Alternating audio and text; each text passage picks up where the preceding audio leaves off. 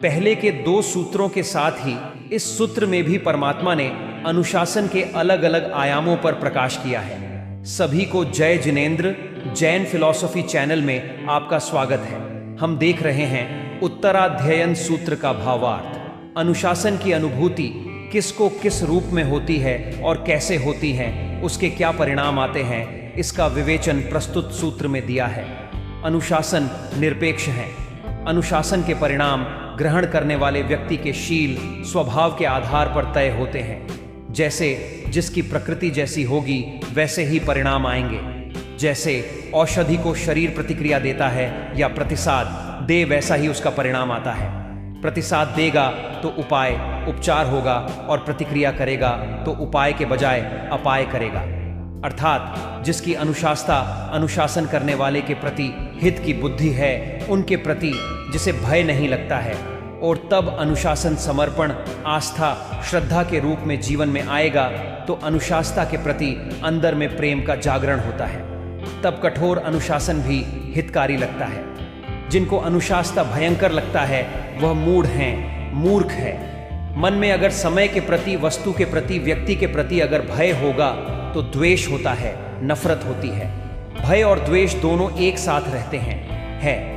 भय होगा तो द्वेष होगा, द्वेष होगा तो भय होगा। जिससे भय लगता है वह भयंकर है और जिससे भय नहीं लगता है वो अभयंकर है। अनुशासता को भयंकर रूप में स्वीकार करेंगे तो अनुशासता का भय लगेगा।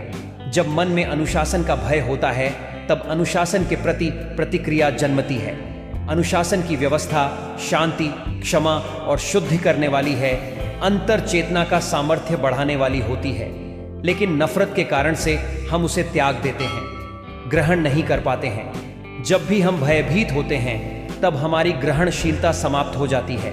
जैसे फसल को धूप लगती है तभी अनाज पकता है। पकने के समय में यदि सूर्य का ताप न मिले तो फसल नष्ट हो जाती है, व्यर्थ विकृत हो जाती है। इस ताप में किसान को हित की अनुभूति होती है। ताप को ग्रहण करके ही फसल पकती है। पकना होगा तो ताप ग्रहण करना ही होगा। अनुशासता के अनुशासन के ताप को बिना भयभीत हुए जो ग्रहण करता है उसके जीवन में सकारात्मक परिणाम आते हैं। ताप के प्रति भय आएगा तो द्वेष जन्मेगा, शुद्धि और पक्वता कभी नहीं आ पाएगी। इसलिए द्वेष मुक्त होने के लिए भय मुक्त होना जरूरी है।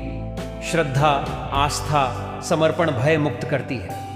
गुरु अनुशासता के प्रति भय नहीं जन्मे, उनका अनुशासन हितकारी लगे, तभी जीवन में परिपक्वता आएगी। इस सूत्र का जीवन में उपयोग। अनुशासता के प्रति हमारे मन में किसी भी प्रकार का भय या घृणा नहीं होनी चाहिए, तभी हम अनुशासन के लाभों को प्राप्त करने में सफल हो सकते हैं। बच्चों के लिए इस सूत्र का उपयोग। माता पिता, गुरुजन या वरिष्ठ जनों के साथ हमारा रिश्ता गहरे प्यार से मजबूती के साथ बंधा होना चाहिए। इन रिश्तों में आपकी तरफ से किया गया विश्वास और समर्पण तय करेगा कि अनुशासन आपके लिए कैसे काम करेगा। अनुशासन के अच्छे परिणाम प्राप्त होंगे या बुरे, यह सब आपके आत्मसमर्पण की तीव्रता पर निर्भर करेगा। उदाहरण के लिए, अलग अलग व्यक्तियों पर किया गया एक जैसा अनुशासन भी अलग अलग परिणाम देता है।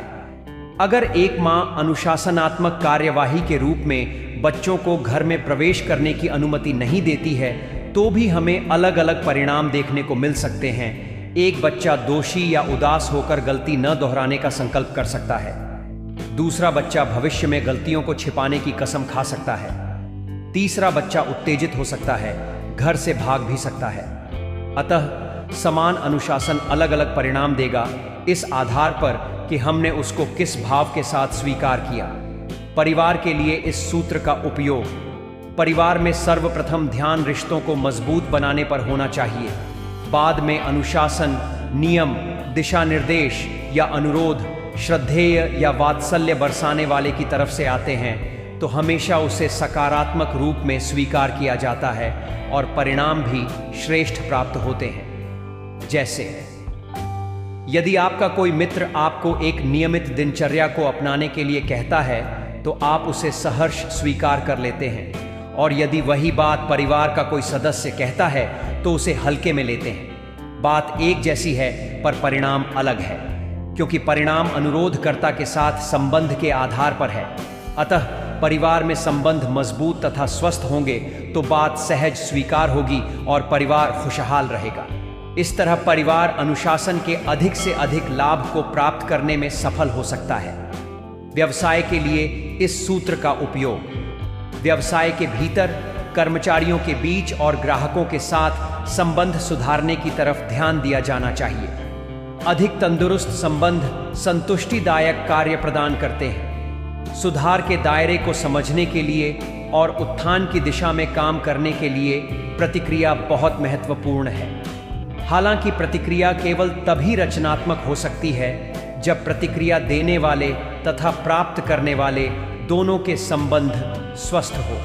किसी कार्यस्थल का प्रबंधक, जिसे सब प्यार करते हैं, उसके द्वारा दी गई नकारात्मक प्रतिक्रिया को भी सकारात्मक रूप में ग्रहण कर उस पर काम किया जाता है, जबकि वह प्रबंधक जिसे कोई पसंद नहीं करता, उसके द्वारा दी गई सकारात्मक प्रतिक्रिया को भी नकारात्मक रूप में लिया जाता है। अतः समग्र विकास के लिए कार्यस्थल को स्वस्थ बनाते हुए संबंधों की मजबूती पर ध्यान दिया जाना चाहिए। यह इस सूत्र का भावार्थ हुआ। अब देखते हैं गाथा और उसका शॉर्ट में अर्थ। अध्याय 1, गाथा 29। हियम विगय भया बुद्धा फरुसंपि अनुशासनम वेसम तम होई मूढ़ाणम खंति सोहिक्रम पयम। अर्थ: जिनका अनुशासता के प्रति समर्पण भाव होता है तब उनके प्रति मन में भय नहीं लगता, तब कठोर अनुशासन भी हितकारी लगता है। अनुशासन की व्यवस्था शांति, क्षमा और शुद्धि करने वाली है, परंतु जिसको अनुशासता भयंकर लगता है वह मूढ़ है। समाप्त वीडियो सुनने के लिए धन्यवाद। आपको पसंद आया तो प्रभुवाणी से और लोगों को भी शेयर करें। मिलते हैं अगली गाथा में, तब तक अपना ख्याल रखें। जय जिनेंद्र।